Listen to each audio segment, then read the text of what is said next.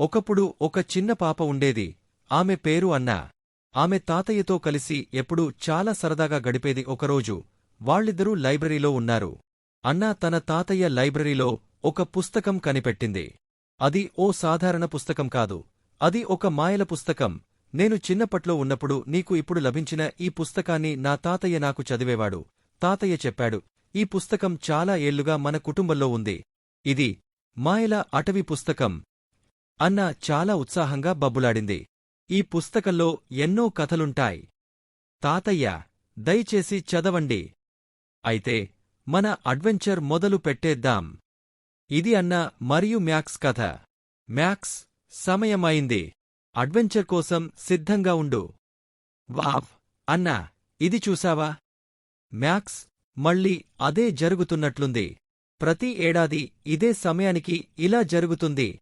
Teddy లేచి, మన ప్రయాణం మొదలవుతుంది. టెడీ, ఈసారి మనం ఏదైనా కొత్త అడ్వెంచర్కు వెళ్తామా? ఒక గొప్ప అడ్వెంచర్కు సిద్ధంగా ఉన్నాను అన్నాడు టెడీ. టెడీ, మ్యాక్స్కు ఒక రహస్యాన్ని చెప్పాడు.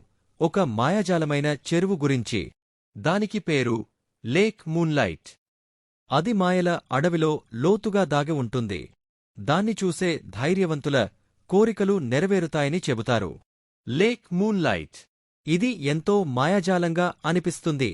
మనం దానిని వెతకవచ్చా? వెళ్దాం. ఇంకేం మనకు ఎదురవుతుందో తెలుసుకోవాలి. అన్నా, మ్యాక్స్ మరియు టెడీ బేర్ మాయల అడవిలోకి అడుగు పెడతారు. అవరు ఆశ్చర్యంతో అడవిని చూస్తారు. ఇంత అందమైన అడవి! అన్న ఆశ్చర్యంతో చెప్పింది. వెళ్దాం మ్యాక్స్, టెడీతో కలసి అన్వేషిద్దాం. టెడీ వారిని అడవిలోకి తీసుకెళ్తాడు. గాలిలో ఆకులు మురిపెంగా కదులుతాయి. ఆకాశంలో నక్షత్రాలు మెరుస్తున్నాయి. వారు అడవిలో లోతుగా ప్రయాణిస్తారు. ఇక్కడ నాకు నిజంగా మాయలు ఉన్నట్లు అనిపిస్తోంది అన్నా చెప్పారు. లేక్ మూన్లైట్ చాలా దగ్గరగా ఉందనిపిస్తోంది. ఇంతలో వారు చేరారు లేక్ మూన్లైట్ వద్ద. ఇది ఊహించుకున్నదానికన్నా అందంగా ఉంది. ఈ చెరువు నిజంగా మాయలతో నిండి ఉంది. ఇది మన ప్రపంచాన్ని హత్తుకున్నట్లు అనిపిస్తోంది.